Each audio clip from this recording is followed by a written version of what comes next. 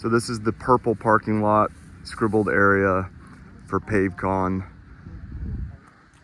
out here by the building. If you start at the top line where there's some trucks up there parked.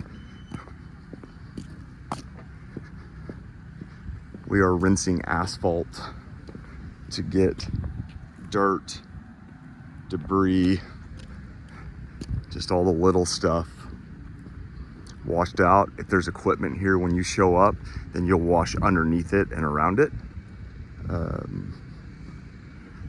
This top parking lot, there's some dirt and debris up there. For these upper areas, there's not a water connection you're going to be able to run to for this.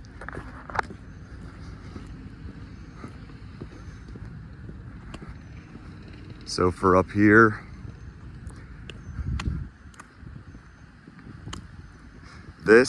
you're going to actually push this back this way is what you're going to do. Just rinse it up that way. You're not getting this full pile of dirt gone, but you're going to put separation between that, pushing it up, pushing water up so you don't get a lot of drainage, and then turn and you'll start rinsing.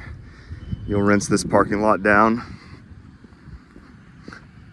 and we're going to count 1, 2, 3, 4, 5, 6, washing 6 of these. All of these have drainage on the end of each island, so you're pushing your water down to this curb and the debris,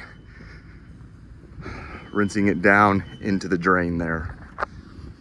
Anything that gets out in the road, you are going to push and wash down the road to the next section.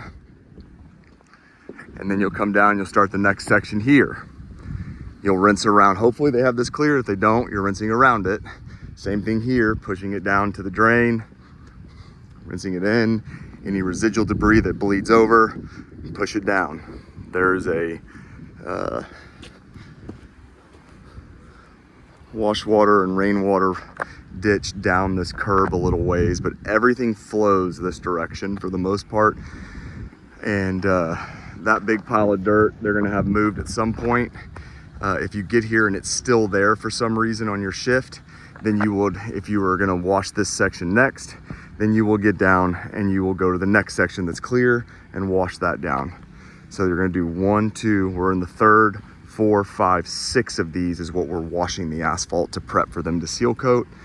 So you can use your pressure tip if that helps. There is not any water out on the end of this. There is a fire hydrant meter that from here is about 600 feet to the meter. It's going to be another probably 750 feet to get out here.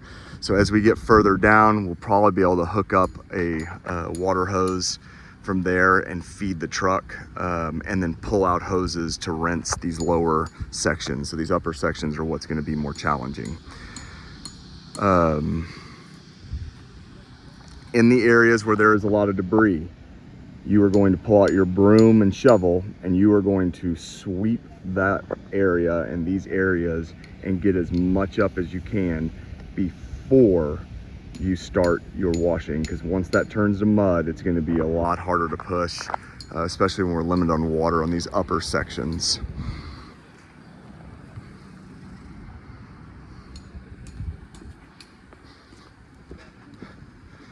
Once you've worked your way down to here, this is getting more, these other ones are sloped down towards the drain.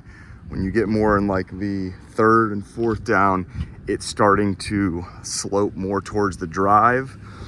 Hopefully it runs to, most of it runs to that drainage ditch right there, so that whatever does bleed out and doesn't go into the drainage at the end of the island is easier to push and goes that way. But we do have to pay attention to what goes out in this road or even across the road.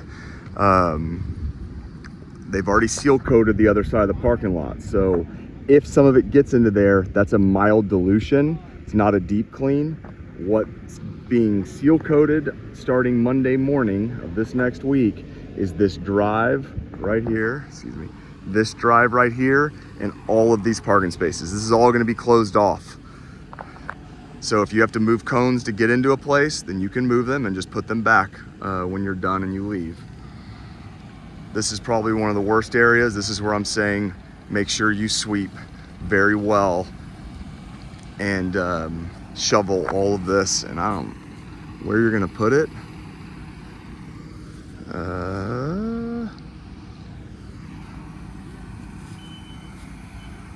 I'm thinking the best place to probably put a lot of this debris is gonna be, if it's not too much, then you can just start piling it over at the end over there and let water take it into the ditch. Just bring 1 or 2 5-gallon buckets, and that's what you can shovel into, walk it across, dump it in, come back and repeat. But prepping is gonna be a huge part of this before you start washing. So make sure you prep your areas very well.